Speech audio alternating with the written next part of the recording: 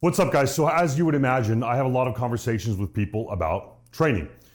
And when I talk to guys in the DMs and they send me a message and we start talking about their fitness goals and how they're training right now, inevitably in the course of our conversation, when they're telling me what's going wrong, I ask them what their training plan is like. They might tell me that they're not making strength gains, they're not gaining muscle, they're not losing fat, whatever it is. And so I ask them, well, what are you doing right now? What is your training plan? And inevitably, every single time, they tell me some variation of their training split or their training schedule.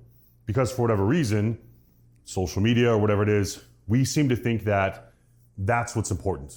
Like what day you do legs on or what day you do chest on or, the order of exercises. Like all of that stuff that people think is important is not actually what's important. What is important is how are you asking your body to get better than it already is? So every single training session that you do has to build upon the last. We call this progressive overload.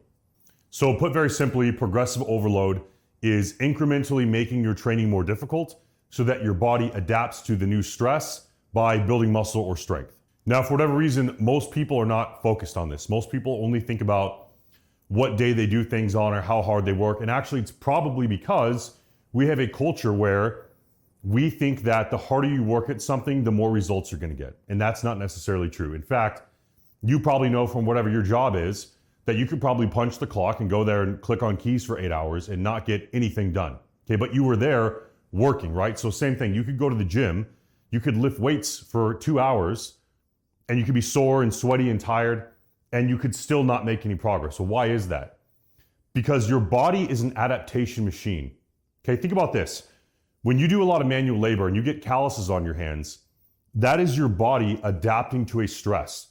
Your body's thinking, hey, we're having a lot of stress going on down here in the palm. We need to send some tissue down there to reinforce that area. It's the same concept as muscle building. So your body's saying, hey, we have this new task this person is asking us to do. It's a new weight. It's a new number of reps. It's a new, density. It's like it's less rest, whatever it is. So we have to send more strength and muscle to that area, all right? And your body's not gonna do that unless it has a really good reason to, because muscle and strength are very metabolically expensive, right? Your body is designed for maximum efficiency, so it's not going to allocate nutrients to something that it doesn't need. And the only way to get your body to think that it needs more muscle somewhere is to progressively make your training harder, so your body thinks, oh shit, we have to send some more nutrients here because we have this task that we need to be able to do. So if you're going in the gym and you're bench pressing, 135 for 5 reps, and you're doing that every single Monday, your body's gonna say, well, we can already bench 135 for 5 reps, so we're not gonna put any more muscle here or any more strength here because we are already adapted to the tasks that we need to do. So until you go to the gym and you do 6 reps or you do 140 pounds or you shorten the rest time between sets or you do something different, your body's not gonna make that adaptation. Now, it's not as simple as just adding 5 pounds to the bar, because if it was, everybody would be bench pressing 5,000 pounds, and they're not, right? So you have to know what progression tool to apply when, right? When it's appropriate, which is why strength coaches exist, which is why my job exists in the first place. My job is to know what tool we need to apply to make your progress continue, right? To make that needle move forward, to build muscle, to build strength, to get faster. I have to take a look at your data as an athlete, what's worked for you, what hasn't worked for you, how things are fitting in the bigger picture. Yes, the schedule, yes, the exercises, all those things all play into it. But in the end, the idea is that I still have to get you to do something more than you did last time. Now, the way that I do this with my athletes is through an app called TrueCoach, okay? So when I sign up a client, I do an assessment with them, okay? So I figure out, where they are, where they want to be, their training history, their schedule, their equipment, all that stuff, okay? And then I design a rough draft of a training program. So I'm saying, hey, here's where you are day 1, here's where you want to be a year from now, and then I reverse engineer a program with benchmarks along the way. So we have little goals to hit in pursuit of whatever that is, whether that's, gaining 30 pounds of muscle, losing 50 pounds of fat, putting 50 pounds in our bench press, whatever it is. My job is to figure out a rough idea of what we're going to need to do to get there.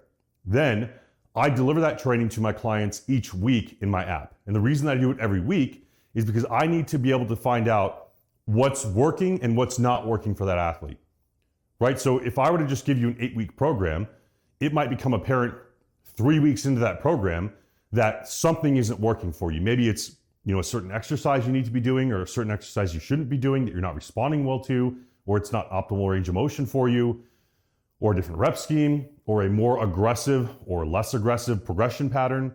If you stall out on a lift, I have to be able to see that so I know what tool to apply so that next week you aren't stalled out. So that's the benefit of having a coach that does detailed programming, is that I can go in there and I can see what plateaus you're running into, and then I can correct them right away.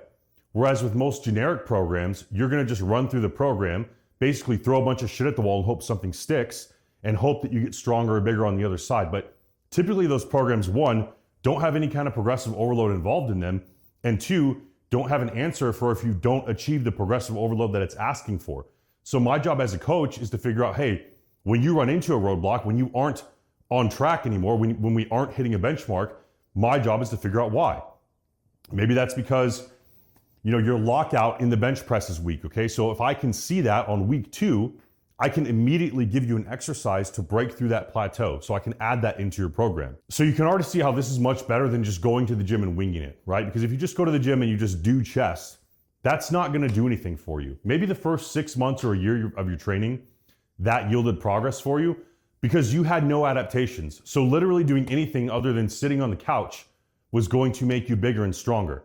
But as you create more adaptations, we have to get more specific. I could take a new athlete who's never lifted before and make them do somersaults, and they would get more athletic. They would get stronger, and they would build some amount of muscle. I like to think of it like this, okay? So let's say you're building a house out of bricks, all right? And at first you're just laying a bunch of bricks because you don't have a plan. It still might start to look like a house at first because you're building the foundation. But if you don't have a blueprint, eventually it's gonna just look like a shitty pile of bricks. Okay, so you need a blueprint that tells you where those bricks need to go, and then a plan for if when you put a brick somewhere, it doesn't end up how you want it, right? And that's what a coach does. So when someone says they're a coach, typically what they mean is they're gonna make a macro plan for you, they're gonna make a workout plan for you that's like, bench 3x10, squat 3x10, deadlift 3x10, but there's not gonna be any progression pattern built into it. Look, I've been doing this for 15 years, and I am very well versed in what works and what doesn't work. I have thousands of tools on my belt for making sure that people get better. I really haven't invented anything new. I have just run the gamut of fitness disciplines, and I know what works for each thing, okay? Like if I want to improve somebody's, squat, bench, deadlift, I know that I have linear progression, I have 5-3-1, I have dog crap method, I have, whatever. There's a million different tools that I have, right? Same thing for hypertrophy. There's density, there's stretch, there's volume, there's maximal loading, there's short range of motion, there's big ranges of motion, there's high volume, low volume, a myriad of exercises. There's more frequency, there's less frequency, there's manipulation of rest times. If somebody gets tendonitis, there's isometrics, there's eccentric loading. But all these things have specific ways they need to be conducted to be effective. So when I have somebody that wants to get bigger, stronger, and faster, I know to apply a certain powerlifting progression that works for them, a certain muscle building hypertrophy progression that works for them, and a certain endurance or sprinting progression that works for them, right? So I'm basically taking the most proven methods of what powerlifters do, the most proven methods of what bodybuilders do, and the most proven methods of what sprinters do, or whatever it is, whatever that person's goals are, and I'm applying it to their training and figuring out how to make it work with the amount of recovery points and schedule time we have to spend. Because obviously you can't do literally everything at once, but you can do a lot of things at once pretty dang well if it's scheduled well. So the schedule does matter, but what's really important is the progression. So the moral of the story is this: if you're not making progress in the gym, despite being consistent, you need to be thinking about, how am I asking my body to get better than last time? To achieve progressive overload, we have to write down what we did, because there's no way you're gonna remember every single rep, every single exercise, every single weight that you did for the last few weeks. So everything that you do in the gym has to be logged. But we also have to know what to do with those logs, because just writing stuff down isn't the answer. If you just have a bunch of information on a piece of paper and you don't know how to analyze it and then correct a problem or spit out an answer, then that piece of paper is useless. Just like your schedule is useless. The answer is not, do you do legs on Tuesday or Wednesday? Your body doesn't know what day of the week it is. Your body just knows, hey, my quadricep is able to do 70 pounds for 10 reps on the leg extension. So I have to make my body do 11 reps, or I have to like shorten the rest time between sets, or maybe I do more time under tension, or maybe I add weight. But you have to figure out what tool to apply. And if that leg extension gets stuck and you just can't improve anymore, you have to change the exercise. However, most people just arbitrarily change their exercises. They just say, well, my bench press is stuck, so I'm just gonna do, I don't know, dumbbell bench press. And then they'll delude themselves into thinking they're making progress because they go and they get better at dumbbell bench press just because they're getting that neural learning of learning a new exercise. So they'll dumbbell bench the 60s, then the 65s, then the 70s. They're like, oh man, like dumbbell bench press is the key. I'm getting so much stronger.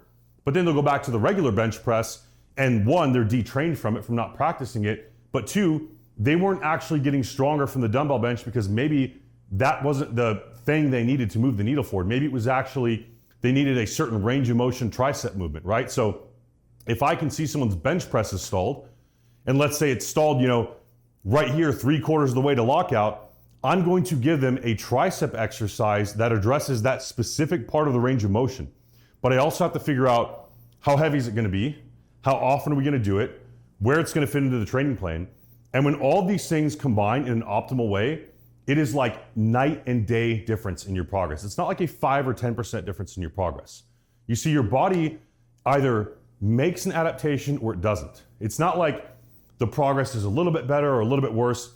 When you do something in the gym, your body will either adapt to it or it will not.